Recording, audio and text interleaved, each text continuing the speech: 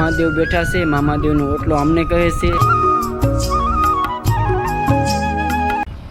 Hello YouTube family, welcome back to my new blog. મિત્રો, ફરીથી આજે એક નવા વિડીયોમાં તમારું સ્વાગત છે. અને મિત્રો, ઘણા સમયથી વિચારી રહ્યો હતો કે આજે તમને રૂબરૂ માના દર્શન કરાવવું, ને ઘણી વારથી વિચારી રહ્યો હતો કે અમારા હિન્દુ ધર્મમાં બે કુળદેવીમાંના વધારે મંદિર હોય છે. જેમ કે એક મારા કુળદેવીમાં ચામુંડામાં અને બીજા એક ખોડિયારમાં. તો વધારે એમના તમને વધારે ગુજરાતમાં અને સૌરાષ્ટ્રમાં વધારે એમના મંદિર જોવા મળે છે. રેડી? તો આજે હું તમને સ્પેશિયલ દર્શન કરાવવાનો છું ખોડિયારમાંના, અને એ પણ મારું જે નીચાકોટા ગામ છે તો ત્યાંથી લગભગ 10 કિલોમીટરના અંદરમાં એક ખોડિયારમાંનું મંદિર આવેલું છે, અને એક સાક્ષાત એના પરચા અને ચમત્કાર છે. તો આપણે એવા મંદિરે જઈએ છીએ, તો મારી સાથે વિડીયોમાં બન્યા રહેજો. તમને મંદિરના પણ દર્શન કરાવી અને ત્યાંનું લોકેશન પણ કવર કરાવીશું, અને પીછે જઈશું આપણે ઓટાવા મામાદેવ, એટલે ઓટલાના મામાદેવ કહેવામાં આવે છે. તો એ જગ્યાએ જવાનું છે, તો કન્ટિન્યુ વિડીયોમાં રહેજો.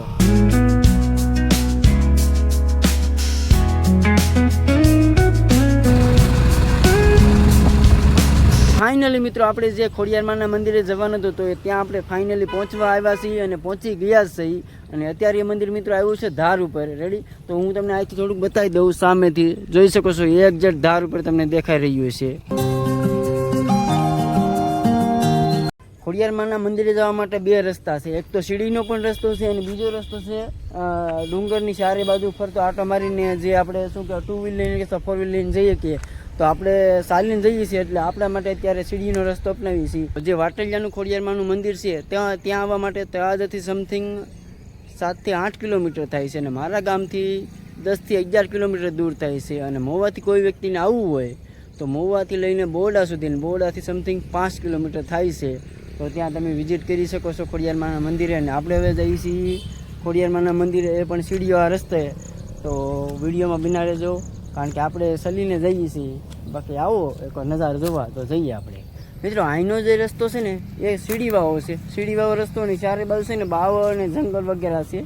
પણ તમને હું સીડીવાળો રસ્તો બતાવી દઉં. જોઈ શકો છો આ રીતની કંઈક સીડી છે, જોઈ શકો છો. ચોમાસાનું વાતાવરણ છે એટલે આ રીતનું કંઈક આખું દેખાય છે. ને એ ગેટ જો સામે દેખાય છે માં ખોડિયારમાંનું મંદિર. ઉપરથી જઈને હું તમને નીચે સુધી મારી ગાડી છે ને, મંદિર કેટલા ઉપર છે, કેટલું ઊંચું છે, તો એ ત્યાં જઈને તમને નીચે જે ગાડીનું લોકેશન છે એ બધી વસ્તુ આપણે પીછે કવર કરીએ. તો કેટલી દૂર છે જોઈ શકો છો તમે. જુઓ એટલી નીચે આગી છે ગાડી, અને મેં તમને ઝૂમ કરીને બતાવી. અને આ આખી સીડીઓ છે, દેખાય છે તમને સીડીઓ? જો આ સીડીઓ છે મંદિરે આવવાની. અને એક બીજો રસ્તો છે ને મિત્રો, સામેથી શરૂઆત થાય અને આમ ફરીને ગામમાં વચ્ચેથી અહીંયા 2 વ્હીલ અથવા 4 વ્હીલ લઈને પણ અહીંયા આવી શકો છો તમે ડાયરેક્ટ મંદિર ઉપર. તો આ રીતનું આખું ખોડિયારમાંનું જે વાટલિયા ખોડિયારમાંનું લોકેશન છે, સારામાં સારું છે. એકવાર વિઝિટ કરો, ખોડિયારમાંના દર્શન કરવા. મિત્રો, થોડી ઘણી સીડી ચડીને ફાઇનલી આપણે પહોંચી ગયા છીએ ખોડિયારમાંના મંદિરે. અને હવે આપણે જઈશું ડાયરેક્ટ પહેલાં મંદિર તમને બતાવું, પછી અહીંનું જે લોકેશન છે એ કવર કરીને બતાવું. તો ચાલો પહેલાં દર્શન કરીએ આપણે, અને પછી હું તમને આગળની માહિતી આપું.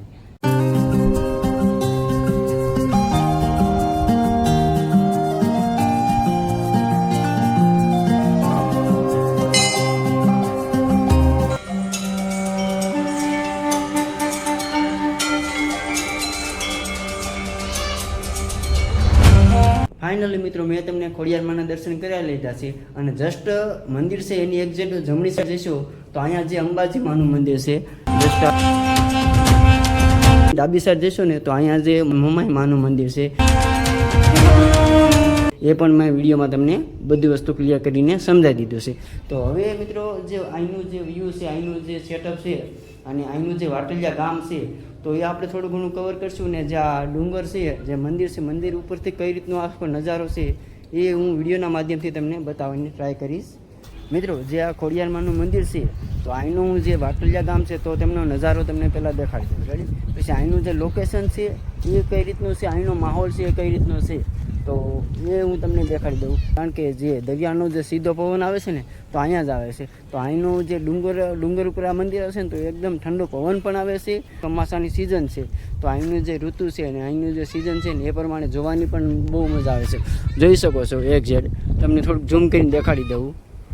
જોવો છો સામે છે બગીચો, અને આ ચોમાસાની જે સિઝન છે ને, તો જે પણ ખેતરોમાં જો લીલું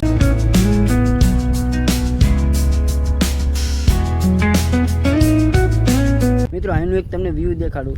એક્ઝેક્ટ આ સામે તમે મંદિર જોઈ શકતા હશો ખોડિયારમાંનું, અને એની એક્ઝેક્ટ જુઓ સામે એક્ઝેક્ટ પવનસખી છે, અને પવનસખીની નીચે એક્ઝેક્ટ ગામ છે. તો આ રીતનો આખો વ્યૂ છે.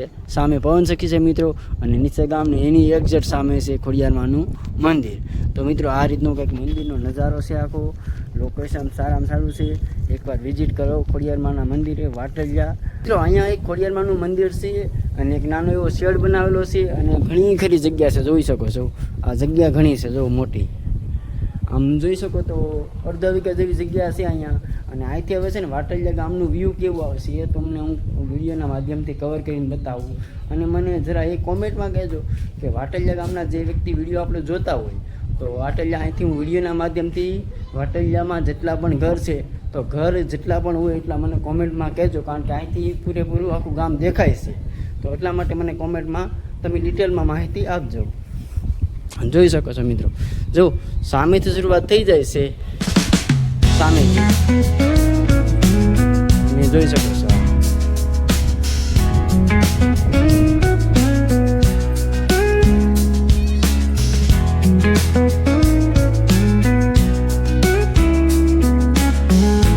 મિત્રો હવે આપણે છે ને અહીંથી જવાનું છે મામાદેવના ઓટલાએ, અને એ અહીંથી સમથિંગ 2 કિલોમીટર દૂર આવેલું છે.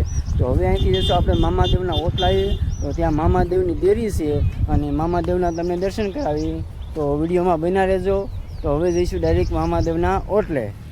મિત્રો કોઈ પણ વ્યક્તિને વાટલિયાથી મામાદેવના ઓટલે જવું હોય તો જો જોઈ શકો છો, આ જે રસ્તો છે સાદો રસ્તો છે, અને ધારવાળો રસ્તો છે. તો મિત્રો આ રસ્તેથી તમારે મામાદેવના ઓટલેથી જવાનું રહેશે. અને ચોમાસાની સિઝન છે, તો આ રીતનો કંઈક રસ્તો છે આખો. ફાઇનલી મિત્રો આપણે ઘણી વાર ધારમાં ગાડી આંકી, સાદા રસ્તે ગાડી આંકી, અને ફાઇનલી આપણે મામાદેવની જગ્યાએ, એટલે મામાદેવનું જે ઓટલો છે ત્યાં પહોંચી ગયા છીએ. તો હવે હું તમને મામાદેવના દર્શન પહેલાં કરાવી દઉં, અને પછી કંઈક 2 વાતો કરીએ આપણે આગળ. તો જોઈ શકો છો મિત્રો, ફાઇનલી મામાદેવ બેઠા છે. મામાદેવનો ઓટલો અમને કહે છે. અને ફાઇનલી મિત્રો તમે મામાદેવના દર્શન કરી લો.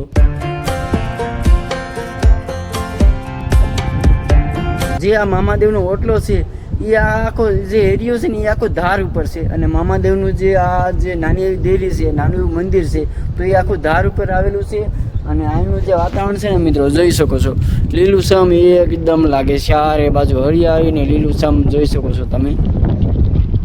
આપણે કોઈ પણ મામાદેવના દર્શન કરતા હોય ને તો એમની રક્ષા કરવા કોઈ ને કોઈ વ્યક્તિ તો હોય છે. જોઈ શકો છો અહીંયા પણ છે, જોઈ શકો છો કૂતરાભાઈ. અને આ ક્યારના અહીંયા બેઠા હતા ને, હું આવ્યો ત્યારે સામે જતા રહ્યા, અને થોડા ઘણા હતા એ સામે જો જાય છે, દેખાય છે તમને. સામે જે તમને મંદિર દેખાઈ રહ્યું છે એ મામાદેવનો ઓટલો છે, અને એ મામાદેવનું નાનું એવું સ્થાનક અને નાની એવી દેરી છે. અને જોઈ શકો છો કેટલું દૂર છે. અને કહેવાનો મતલબ મિત્રો એમ હતો કે આપણે જે વિડીયોમાં આગળ જે ખોડિયારમાંનું મંદિર છે ને, તો એ હું આમ ફરીને મામાદેવના ઓટલા આવ્યો, પણ એ અહીંથી કેટલું દૂર છે ને એ તમને ઝૂમ કરીને બતાવી દઉં. અહીંથી સિમ્પલ સીધું જાય તો 20 કિલોમીટર છે, પણ ફરીને આવો તો 3 થી 4 કિલોમીટર થઈ જાય છે. જોઈ શકો છો, હું તમને અહીંથી ઝૂમ કરીને બતાવું થોડુંક. જો પેલો ટાંકો દેખાય છે વ્હાઇટ કલરમાં, અને એમની જ બાજુમાં જોઈ શકો છો મંદિર દેખાઈ રહ્યું છે તમને. તો આ રીતનો આખો નજારો છે, આ રીતનો કંઈક વ્યૂ છે, આ રીતનો કંઈક મામાદેવનો ઓટલો અને ખોડિયારમાંનું મંદિર છે. તો મિત્રો લોકેશન સારામાં સારા છે, ક્યારેક મુલાકાત લેવા આવજો મામાદેવના ઓટલે અને ખોડિયારમાંના મંદિરે. તો સાક્ષાત તમને જોવા મળશે કે કઈ રીતનું આખું છે અહીંનું લોકેશન, કઈ રીતનું વાતાવરણ છે. અને મિત્રો જતાં જતાં એ કહેતો જાય કે આપણી ચેનલમાં તમે પહેલી વાર હોય તો આપણા વિડીયોને લાઇક, શેર અને સબસ્ક્રાઈબ કરી નાખશો. બાકી આપણે આ વિડીયો અહીંયા પૂરો કરશું ને હવે ડાયરેક્ટ જઈશું આપણે ઘરે બાજુ, અને ઘરે જઈશું. અને મિત્રો હવે કયા ટૉપિક ઉપર વિડીયો બનાવવું એ જરા મને કોમેન્ટમાં કહી દેજો, એટલે આપણે એ ટૉપિક ઉપર વિડીયો બનાવીને એ ધામનો લગતો વિડીયો બનાવીએ. તો મળીશું હવે નેક્સ્ટ વિડીયોમાં. ત્યાં સુધી બાય બાય.